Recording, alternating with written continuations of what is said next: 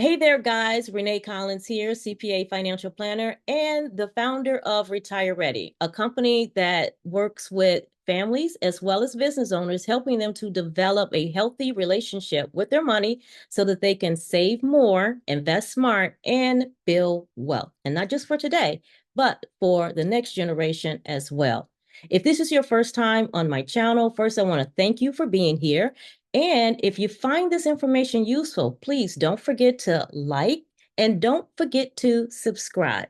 Now, I'm going to be doing something a little different this week. Typically, I come on here and you get to hear me talk about all things personal finance, but I am going to bring on a guest who is going to talk about financial therapy. Yes, financial therapy is a thing. So let me introduce my guest. He is an author.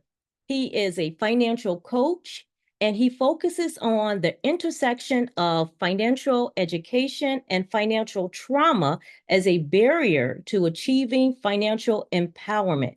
He often discusses the impact of his early experiences with poverty on his relationship with money, the nuances of financial trauma, on culture, race, and their impact on the wealth gap in the Black community. His work has been featured just about everywhere. Okay, so it's been in Black Enterprise, it's on Business Insider, Entrepreneur, Money Group, and so much more. And he's also been on the speaker channel. So he has been on Experian, Bigger Pockets. He's spoken at the Financial Therapy Association, FinCon, and he is a TEDx speaker. How about that? All right, so I am going to bring to the table Rahkim Sabree. Hey there, Rahkim. How's everything going? Going well. Thank you. Thank you for that introduction. I'm happy to be here. Absolutely. I'm happy to have you. I wanted to have you on the YouTube channel because financial therapy is a like a specialty within, I don't know if you would say therapy or the financial community, but I think it's relatively new. And I'm not sure if a lot of people really understand what financial therapy is. So what I'd like for you to do is to, one, tell me a little bit more about you, because I feel like I went over your bio, but I feel like there's so much more to Rakim than the few words that I've spoken. And I'd like to know more about your journey. And if you could share with us, what is financial therapy? Yeah, great questions. So more about me. I I'm passionate about doing this work. And so whatever that looks like is what I'll do or what I've done, right? So financial coach, financial counselor, financial therapist. I wear many hats. I've been in the field of financial services and financial education for over a decade. Started in banking as a part-time teller and just kind of worked my way through financial services for about 10 years before I decided that I was going to go off and kind of do my own thing. So I've been on my own as a full-time entrepreneur for the last 3 years. So I'm going into the fourth year. Okay. And I've done a lot in a little bit of time, right? You talked about some of Mm-hmm. investments, but most recently landed in kind of made a home within the world of financial therapy. And so that's what we're here to talk about today. And yeah, I'm happy to answer some questions about what that looks like. So, first question that you asked around kind of whether or not it's a specialty, I think there are different approaches to financial therapy. And so as a result, people will kind of categorize it different. I've seen psychotherapists consider financial therapy as kind of a branch of psychotherapy. Certainly coming from a financial based discipline, I'm viewing financial therapy through a lens of its own discipline that is Mm-hmm. interdisciplinary. So it pulls from the mental health field, certainly, but it also pulls from financial planning. And it has its own kind of identity, if you will. Financial therapy is a new kind of industry or niche industry within personal finance or financial planning as a whole. And I believe that it's about as old as I am, right? So financial therapy has been around for, I think, close to 30 years now. Um, what else? It is not a regulated field yet. So Mm-hmm. a lot of the work done by the Financial Therapy Association specifically is to kind of standardize financial therapy. That said, as it stands, there are a lot of different approaches, like I said, to financial therapy, and some individuals are not affiliated with the Financial Therapy Association at all, or are not taking more of that kind of like academic standard approach to financial therapy when it comes to engaging with clients. From my vantage point, my personal slash professional opinion, I do think that there is maybe a need to get educated on some of the mental health intervention styles and techniques and strategies when it comes to talking about financial therapy. Certainly, I've seen different versions of it. A good friend of mine, Stephen Hughes, practices financial therapy in combination with Reiki. Um, Mm-hmm. and so, when we talk about financial therapy, we're really talking about financial healing, right? How do we heal Right. our relationship with money? And I think more than that, when we kind of zoom out, how do we heal our reactions to capitalism and the system that we navigate, whether they be positive reactions or negative reactions or kind of a combination of both? And so, we recently talked about money shame and the money shame cycle. What does money vigilance look like? What does money Mm-hmm. avoidance look like? And some strategies around how to kind of interrupt what those cycles look like, because a lot of it is we're operating on autopilot. Right. Exactly. Exactly. I agree with that. How did you get into the field of financial therapy? Did you find it or it found you? Good question. It definitely found me. Maybe it was kind of a combination of both. Maybe we were just Okay. running towards each other. Certainly. Okay. As you shared in my introduction, I've had some painful experiences with money growing up. And so when I entered the financial services industry as a part-time teller, there was a lot that I had to learn on the job as it relates to interacting with clients who existed on that wealth spectrum. And there was a period of time where I just kind of drank the Kool-Aid and believed that the key to solving the financial problems that people were experiencing was more financial literacy. And so I became a huge financial literacy advocate. I became a certified financial education instructor. And I'm like, I'm going to go out here and I'm going to do this good work of educating people on the Mhm. proper tools and products and services that they needed to be successful. In 2019, I published my second book, Financially Irresponsible. And as I was Mhm. writing that book, I was reading a book called Post Traumatic Slave Syndrome by Dr. Joy DeGruy. And it's, I believe, her thesis work where she talks about a lot of the things that I talk about now, right? She talks about how Mhm. trauma travels through our DNA, and she ties the manifestation of that trauma as a form of post-traumatic stress to some of the events that occurred during the time of slavery, throughout Jim Crow, and up through present day. And so, of course, as I'm reading this, I'm finding this very fascinating, and I'm trying to look at her research through a lens that speaks to our behaviors with money, right? Yes. Why are some of the hood rich, if you will, behaviors so prevalent within the Black community? Why do we Mhm. buy these big, gaudy chains, and why are we spending our money on these basically flaunting our wealth or wealth signaling when we live in the projects, right? When we don't own assets, and what is the disconnect there? So, as I was introduced to the term generational trauma, I said, wow, that's interesting. I'm talking about finance and I'm talking about trauma. Let me combine these two words. And so I felt that I had discovered financial trauma, ironically. And as I started to use that, I've had a pretty public facing persona, if you will. Um, Mhm. Financial trauma as it existed in the realm of academia and financial therapy found me, and people are like, oh, he's talking about this, but he's not like one of us, right? Right, right, right, right. I'm not one of them, but they're talking about what I'm talking about. And so over the last, I want to say maybe 3 4 years, there's been kind of a reconciling in my messaging with academic research rather, that supports my messaging. And Mhm. so I'll talk about financial trauma through a trauma informed, culturally informed lens. And then I've noticed that a lot of my peers in this space will talk about financial trauma, maybe purely from a clinical lens.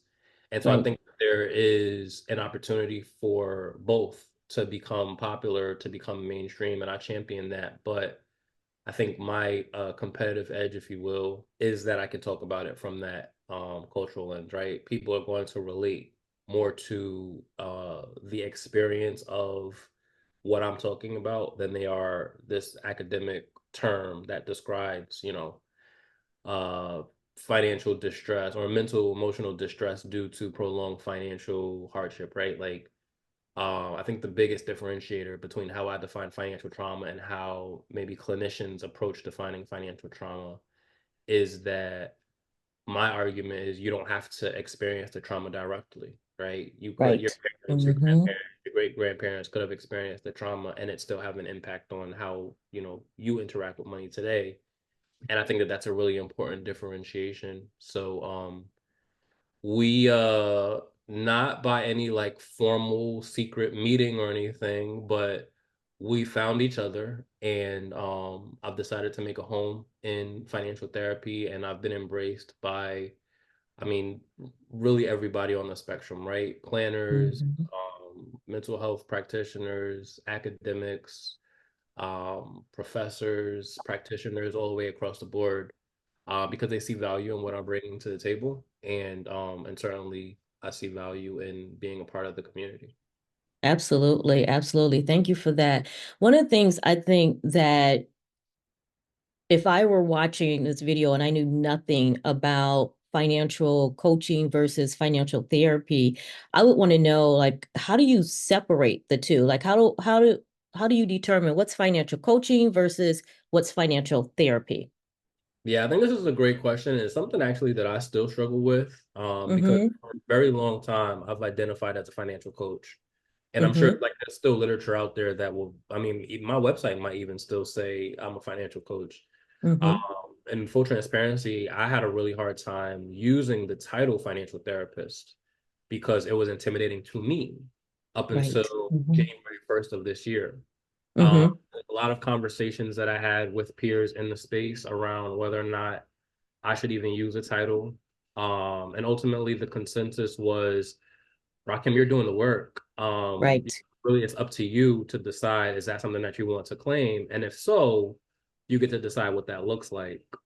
Um, I think my biggest piece of apprehension going into using the title financial therapist is that I didn't want to mislead the public. So when Right. people hear the title therapist, there's usually an affiliation with a mental health practitioner who is licensed to practice mental health.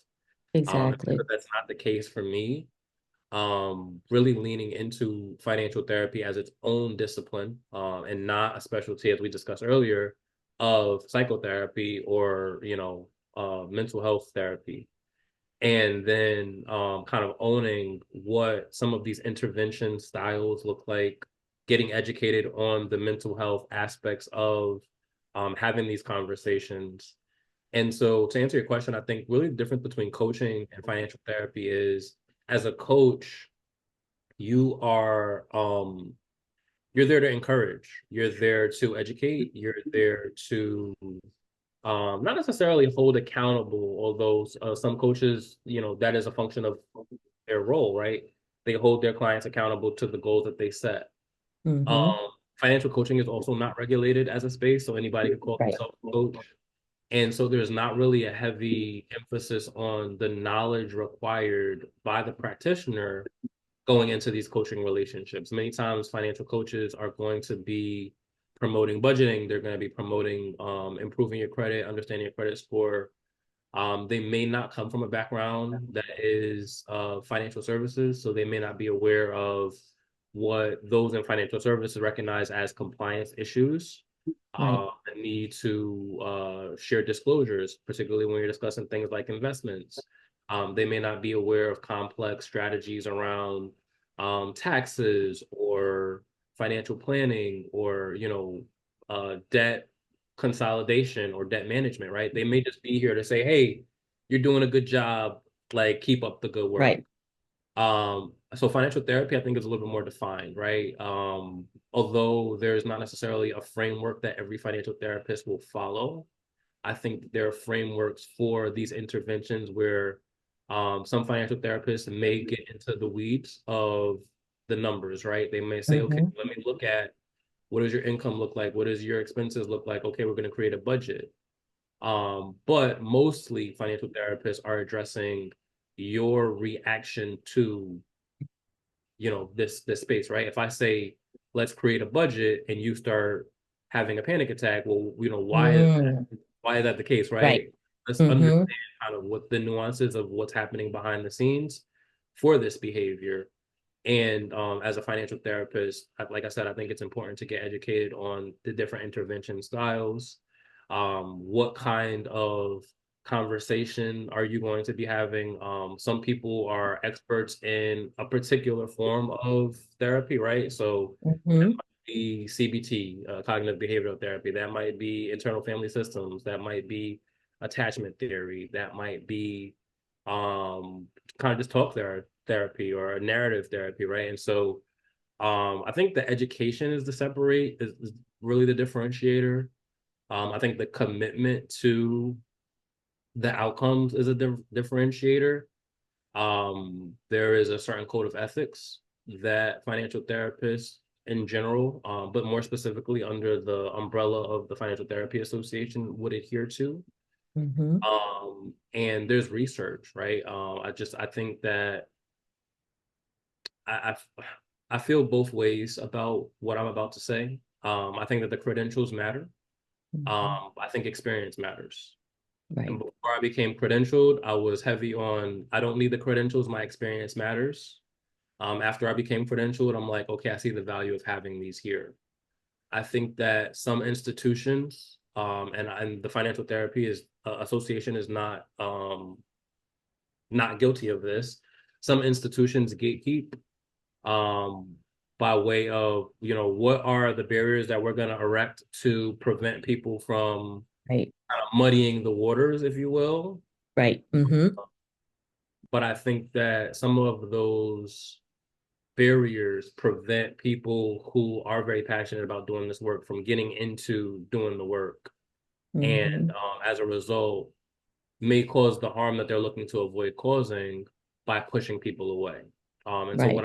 what I've observed personally, since being affiliated with the Financial Therapy Association peripherally back in 2022, and since becoming a member this year, is that there is a kind of a greater air of acceptance and getting Mm-hmm. to understand what is financial therapy, what is the goal of the Financial Therapy Association, how do you define a financial therapist, right? Mm-hmm.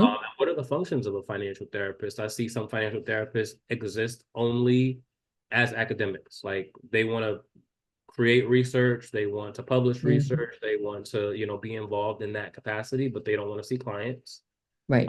Then there are people who are practitioners who like all they want to do is see clients, Mm-hmm. and there are people who kind of like navigate both worlds, and I think I fall into that category. I'm definitely a unicorn in the space of financial therapy, specifically under the umbrella of Financial Therapy Association, because I'm not a financial planner. I'm not a mental health practitioner. I came in talking about something really heavy, and they're like, okay, what can we do to create structures around supporting you in the delivery of your message? And as a result, I've pursued greater education in the field of financial therapy, not really to legitimize myself because I think I'm pretty legit, but Mm-hmm. more so to represent the importance of that continuing education process. Right. Absolutely. Absolutely. Thank you for that. And then if a person came to you, maybe they came to you for financial coaching, how would you be able to identify that, oh, maybe this person needs financial therapy as opposed to financial coaching? Yeah, Is great it question. something that you look for? Yeah, so I think it's dangerous and I've done it, so I'm not discouraging it by any means, but I think it's dangerous to offer both services Mm-hmm. simultaneously without clear differentiation between the hats that you're wearing, right? Mm-hmm. So Mm-hmm. I operate as an accredited financial counselor, which essentially is a financial coach, right? But I also operate as a financial therapist. And so when people hear the word counseling, they may affiliate that with therapy. Okay. Inversely, when somebody hears the word therapy, they're not thinking about financial coaching. So you can kind of blend the two. Um, and I know that there are several people who are dual and even more so credentialed, right? They have the AFC, Mm-hmm. they have the CFP, they have the CFT, or they're practicing financial therapy. Mm-hmm. And so I think part of it is your intake process. Okay. I have a form that I use as part of my CRM to ask questions around, well, what is important to you? Mm-hmm. Uh, and then when I'm having my preliminary session, I'll allow them to tell me, well, what drew you to this conversation, right? What are you having a hard time with? What I've found in the people that I deal with primarily is that they have heard my message some way, shape, or form, and they Mm. message, right? So they may say, I have a hard time budgeting, or I have a hard time investing, or I have this money and I don't know what to do with it. But as we start to kind of pull back the layers of um, what is what are these roadblocks? Does financial trauma exist there? Does financial stress or financial anxiety exist there? Is there conflict financially within, like I've worked with a couple before? What does the Mm-hmm. conflict look like around the money stories that they tell themselves and that they operate within as a combined unit? And so I'm able to kind of pick apart, like, okay, this conversation is going to lean towards financial therapy because that's what I lean towards. Mm-hmm. Able to come in and supplement that work with the planning and counseling piece as a accredited financial counselor. Um, but that's a more involved aspect of the interaction, and so usually I price for that differently. Right. I think as a financial coach or a financial counselor, that yes, you can have a one-time session, but what's going to really happen? What's going to really change in that one-time session? I think Right. that needs to be Mm-hmm. kind of like we talked about accountability, this action plan created, and we're moving through the action plan. So we're able to document what results look like. That's not going to happen in one session. And so usually I price based off of a kind of a package that encourages them to come back. Right. Financial Mm-hmm. therapy, I will offer as a single session. Um, People will have these breakthroughs. They'll decide if they want to come back, just like they would in like mental health therapy. Mm-hmm. I think in a perfect world for me, not just from the perspective of generating revenue, but in a perfect world for me, by way of impact, that a financial therapy client would come back. But Mm-hmm. there's like I'm not pushing that. Right. Right. Um, and you and I were talking about this kind of offline too. There is I'm moving my business model certainly into more one to many, and Mm-hmm. in this shift, the many are not individual consumers of my content. They would be people who work with people, right? So Right. CFPs, AFCs, leaders of industry in the nonprofit, leaders in financial services, banking, credit unions, who really need to adopt an awareness of the Right. issue that their target audience or their clients are dealing with in being successful. So I kind of act as a consultant, and I think that financial therapy through that lens as a thought leader for me looks different than maybe somebody who has a regular practice that's 100% dedicated to working with people one on one. Right. Absolutely. Absolutely. One of the things that I definitely want to talk about is I've read just so many books where they always talk about, you know, that understanding your money, managing your money is like 20% technical, having the tools, a budget, those type of things.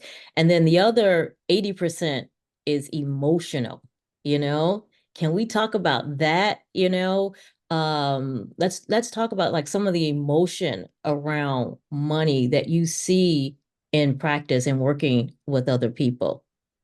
Yeah. I feel like this conversation can get very deep very fast. But let me say this about the books, because as I'm being elevated to like this status of thought leader and Mm-hmm. expert, all the things that people want to call me, right? My critique for a lot of the written content, and even the video and audio content that I see around money mindset, is Mm-hmm. that a lot of it is just way too abstract, right? Mm-hmm. Abstract through the lens of we're all starting at the same place, and Mm. the barrier between your success financially and my success financially is shifting your mindset. Because the reality of the situation is that the barrier between many people's financial success, particularly within our community, is the systems of oppression that we've Mm. had to navigate, and Exactly. reaction to capitalism in the way that it exists, right? And the exploitative practices of capitalism. And I Mm-hmm. struggle, I struggle as somebody who was very pro-capitalism for Black people, Mm-hmm. as recent as maybe a year ago, Okay. to continue to embrace this idea of capitalism that really has one person winning and one person losing, right? That is the way Mm-hmm. the system can work. And so being very conscious of the fact that we all operate within this system, how do we take a degree of consciousness as we approach navigating capitalism, navigating the system so that we can be successful? Mm-hmm. Um, and so I think that's where financial therapy has an opportunity to really shine. As we talk about the money mindset, it's not just as simple as saying, oh, okay, well, I'm just going to embrace abundance and reject scarcity, when your reality is you come home and you don't have food in your account and your cabbage. Right. Right. So that's a big part of it. But coming back a little bit more surface, I think that, your question, some of the big emotions that people are experiencing as reactions to the system is certainly shame. I think maybe Mm-hmm. shame and guilt kind of exist in the same realm, as probably the biggest emotions. Like people don't feel Yes. doing enough. People don't feel like they have enough. People don't feel like they are as far as they should be. And I think Exactly. a lot of the messaging from financial educators that say by this age you should have this much in your retirement and you should be doing this and you should be doing that, right? You should have the house, you should have the car, you should be married, you should have the education. And then people are drowning in student loan debt, right? Or Exactly. people, Yes. don't, in today's market they can't put a down payment towards a house. It's just too expensive, Mm-hmm. right? So like people are reacting to what they're hearing others say as the benchmark for what financial success looks like, and that Mm-hmm. reaction a lot of times is one of guilt, is one of shame, because I should have done or I could have done, or and so a big part of what I do anyway is helping people to navigate those feelings and understand that the choices that they've made in the past are choices that they've made in the past. So how do you Right. draw a line in the sand and say, hey, I made these decisions because I wasn't as educated as I am now on these topics, or I made these decisions because I was educated, but I needed to survive. So I needed to do this. There was no other way out. And let's be okay with that. And then Exactly.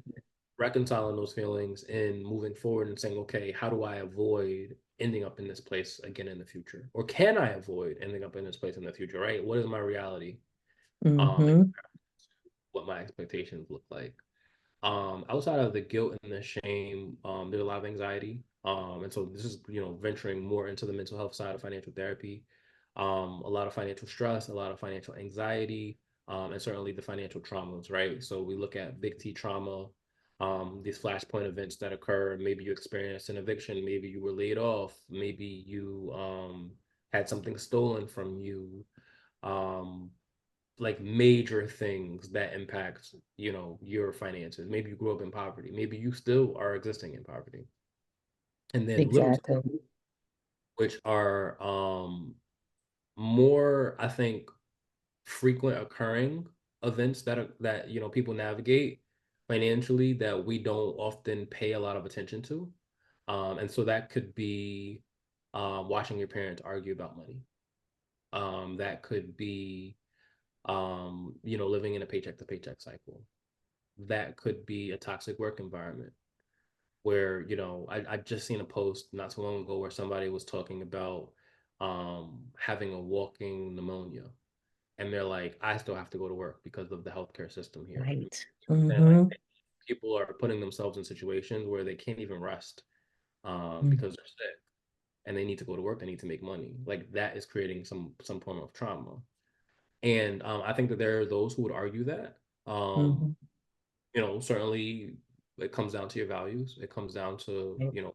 what are you willing to put up with, right? I left my job because it was having a negative impact on my mental health. Right. Um, but I also don't have children. I don't have spousal support, right? Like my decision to leave left me in an environment where I had to kind of fend for myself. I don't imagine that I would have made the same decision or have made the decision as lightly as I did if I had these other variables involved, Mm-hmm. right? So Right.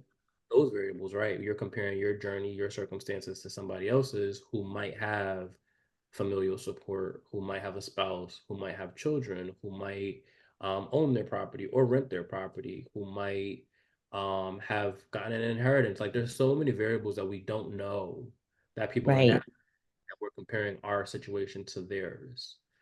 And it's the comparison that I think really kind of triggers some of these reactions. So a lot of the interventions that I've read about and that I've seen and that I've participated in with individuals related to some of that financial stress and financial anxiety and shame and guilt and these cycles of avoidance come from, like you said, these big emotional reactions to some kind of like stimuli. And so Right. understanding how is this emotional reaction impacting you, not just from a mental perspective, but like physically? How is it impacting your nervous system? How is it impacting your behavior? How are you self-soothing? And as a result, Mm. are you going into retail therapy?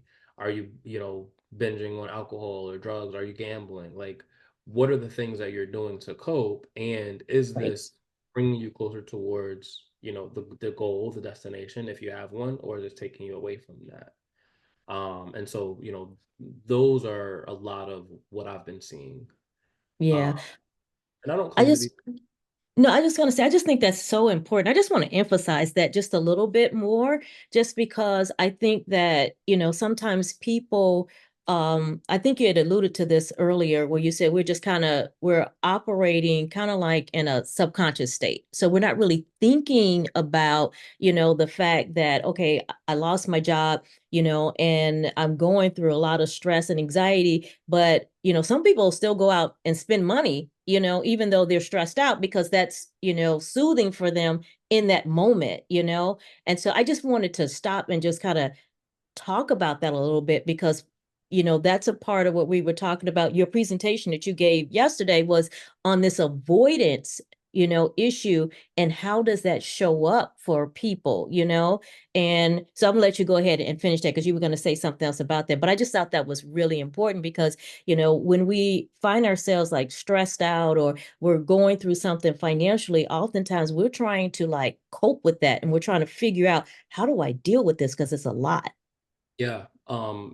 We have a tendency to think that spending more money will solve that problem. And that's not, in my opinion, this is not, I was gonna say organic, but um, this is not intuitive for us, right? To just Right. we're gonna spend this money because we feel like it's gonna make us feel better. Like this is programming that we Hmm. receive Exactly. constantly. We're barraged by it. Even as an entrepreneur, in the early stage of entrepreneurship, I think it was actually within my first year, shortly after I left my job. This is a perfect example, actually. I had two people reach out to me that year. One was a coach who I ended up working with, but the experience was less than optimal. But I spent like to give you like round numbers, $5,000 to work with Oh, this individual. wow. Hmm. And then the other was an agency. And so the agency was a marketing ads agency. They reached out to me on Instagram. We had a conversation. And really it was I will let people laugh at me and say, he got suckered into this, right? But like, really, it started off with the individual reaching out to me and complimenting me on my content. They're like, "Oh, Mm, great content, like very valuable, whatever, whatever." And then we're bonding over like the shared passion for financial right. education. Mm-hmm. Of course, they pitch me their service and they're like, "Hey, do you have a course or anything?" And I'm like, "Actually, I do. I just created a course." And they're like, "Well, we have an ad agency and we can run ads for you, and just sell me the world, right?" Right. I'm spending a ton of money with them, and I'm telling them throughout this process, I'm like, "Look, I'm not employed, right? I'm just figuring this out." And they're painting this picture for me that they know the Facebook ad system very well, and that for every dollar I spend, I will get $3 back. And like basically I'm gonna make all this money. And I'm telling them like I'm really gambling with you. Like I'm Mm-hmm. really putting this money into your service with the expectation that I'm gonna make money because I don't have money coming in. I really shouldn't be spending this money. And they're like, "Oh yeah, we completely understand." Like, really kind of like reassuring me. And I don't remember the total. I know that to work with them initially, I think I paid a $3,500 fee, and then Mm-hmm. it was $1,000 a month, a budget for ad spend. Okay. Um, maybe we got up to, I don't know, five, six, $7,000, Mm-hmm. and I had $0 in sales. Like there was Oh, no wow. dollar return. And I started to hold them accountable, like very aggressively. The phone calls, the emails, like I Mm-hmm. was upset. And Mm-hmm. I told you guys like that I was struggling, and you sold me this dream, and I'm not even seeing. I'm doing everything that you're telling me to do. I'm not seeing any kind of return on my investment. They tried to turn it on me and tell me that I was being hostile and that I was making it difficult for them to work with me. And ultimately, they decided to like close our contract. Like they decided to discontinue working with me. And so I filed a complaint with the Better Business Bureau. It was just a whole thing. They strung me. Right. I didn't get any of that money back. And I just realized that fighting at that particular point in time was gonna cost me more money than I had Mm-hmm. lost. And ironically, I found out that they ended up selling the startup.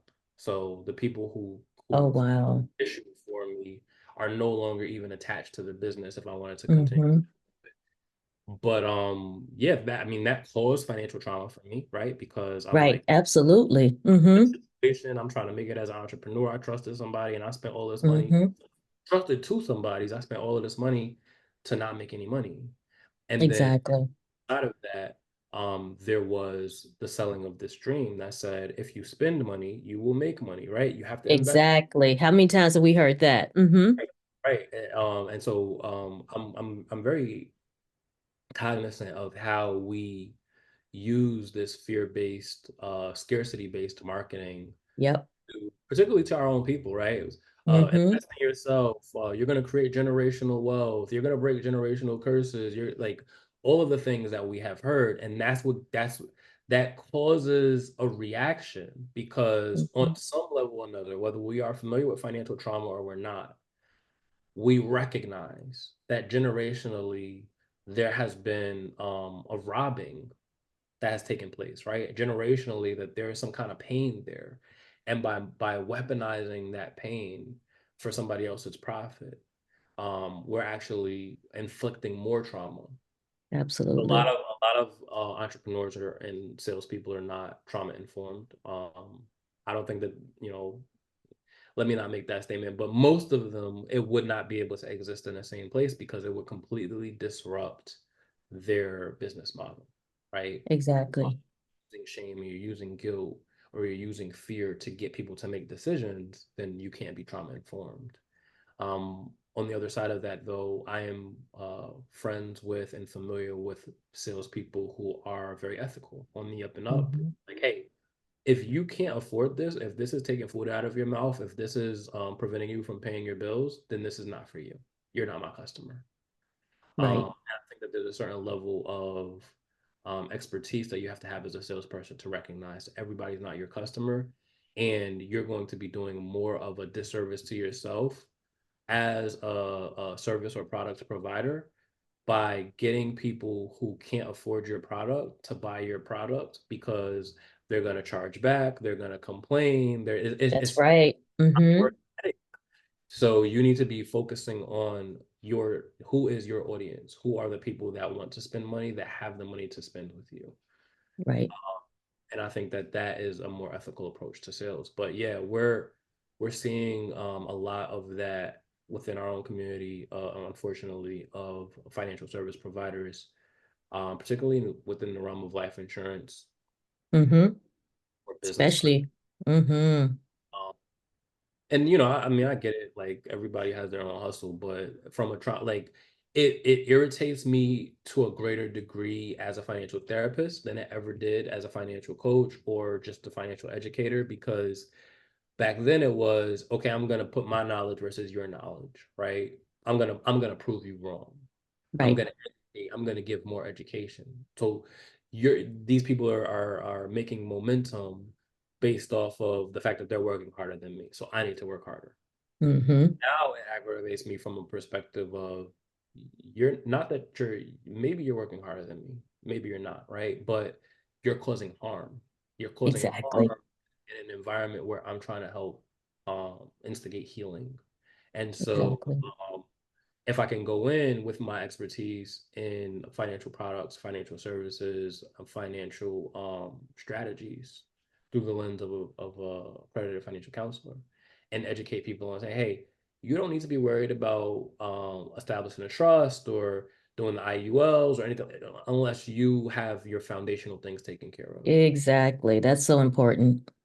And and you know, some of these people are licensed and some of these people are not licensed, but then it becomes a battle of, well, who has the greater credentials? And I'm like, I have a lot more flexibility in what I could talk about than you do. Um, Mm-hmm. you're pushing a product. I'm not. I'm just sharing knowledge, right? So it is an interesting space for sure. I don't want to like chastise and you know create a war within Black financial professionals because I think it's important for us to be in this space, but I think it's also important for us to acknowledge our own traumas as we go out and potentially trigger other people's. Right, exactly, exactly. I think that's so important. I'm so glad that you talked about that, because that happens a lot in our community. There was a lady that I was trying to work with, I was trying to help her to establish that financial foundation. And she was all she could talk about with this, indexed, life insurance policy that she found on TikTok. And it was really disheartening because she did not have the emergency fund. She didn't have really the resources to put into this insurance product, but she was really stuck on getting this insurance product. So I think that's just such a good point, and thinking about how your services are going to have an impact on others, that's important as well. Well, I think we have covered a lot of ground today. I appreciate this. This has been awesome. I do have some little questions that's on a little bit lighter note. Okay. Yeah, let's bring them on. Okay. And so we can kind of run through these a little bit, and have some fun. Um, Imagine you just won $1 million. What's the first thing you're going to do with the money? Wow, that is a good question. I would probably go and set up a trust. Mm-hmm. I would set up a trust. I would set up two trusts. I would set up a revocable and irrevocable. And so the revocable trust, I would then start to kind of make some financial decisions. And $1 million in the grand scheme of things is not like a lot of money. Right, exactly. But I would Mm-hmm. definitely make sure that I would either do a combination or pay off all of my debt Hmm. and buy assets, or I would just buy assets that I could borrow against to then pay off my debt. Um, Hmm. I'll probably lean towards that option just because I know that it's an option. Right. I think especially today, it's important for us to have assets. I do own assets, but you know, I don't think that you could ever own too much. So I would I focus on agree with that. whether that look like equities or real estate, or income producing business, cash flowing businesses. I would look into those as options. And again, I like that. Mhm. $1 million is not going to go extremely far, but Right. it certainly will go further than what I have now. I actually love that strategy, of taking it and borrowing it against it. Some people don't think about it like that, but that's a good strategy too. So very good. Thank you for that. So I almost feel like you thought about this already. I have a couple of mentors, and we have definitely kind of like played this like what would we do situation, and Right. that's a strategy that he introduced me to, and I was like, oh, I Hmm. didn't think about that. Yeah, like Hmm. the borrowing because you still have the money, right? Like Exactly. it's a strategy that wealth managers use all the time. So Yep, it sure is. Absolutely. Okay, so here's another one. What book, movie, or maybe even TV show that has significantly influenced or changed your thinking and why? um I'm a big reader, so this is a hard one, but I probably would point to post-traumatic slave syndrome since that really Mhm. started me on this journey. Yeah, I Mhm. reference it often. Um, I think a dream come true moment for me would be to sit down and have a conversation with Dr. DeGroy about her work, Mhm. how that's impacted my work, and ultimately it's impacting the field of financial therapy. But yeah, I would say definitely that. I think I'm going to have to get that one because I have heard you reference that a few times. So I think I'm going to get that one for sure. Let's see. Here's a fun one. If you had to listen to only one album or music artist for the rest of your life, who would it be or what would it be? Oh, that's a hard one. Probably Michael Jackson. Which one? Which album? Is there a particular album? Oh, no. There's not a particular album. I'm just he would be the artist. It would be Yeah, Michael yeah, Jackson, because he has, I mean, such a body of work that he really I don't think I would does. ever get bored. And I Hmm. think a lot of it is timeless. So, Yeah. yeah, definitely Michael Yeah, Jackson. yeah, I like that one. When you said Michael Jackson, one of the albums I thought about was Off the Wall because that's my favorite. That is a good one. That is a Yeah, good Off the Wall. I was like, that's one of my favorites. And I thought about another album I thought about was Stevie Wonder, Songs in the Key of Life. So I was like, yeah, those are some classics. But Rakim, where can people find you if they want to reach out to you, to talk more about, financial therapy, financial trauma? How can they find you? Yeah, my website is a good place to start. That's my name, Okay.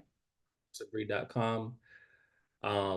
My Substack is also a great place to start. So I talk about my reactions to different things through a lens of financial therapy and specifically financial trauma. And that is at rahkimsabree.substack.com. Okay. All of my social media is my name as well, rahkimsabree.com. I mean, Okay. at Rahkim Sabree is all. Okay. Yeah, and I will make sure that we have all that information in the show notes as well, so people can always reach out to you. So I appreciate you coming here to have this conversation. It could be a little heavy at times, when we're talking about money and Yes. our emotions. So I want to end it on a light note. Well, Thank I you so appreciate much. that. Yeah, That's I yeah, I appreciate you as well. So listen, have a good one, and we will talk soon. yes, we will. You too. Uh, Thank you. Okay then. Take care now. Bye bye.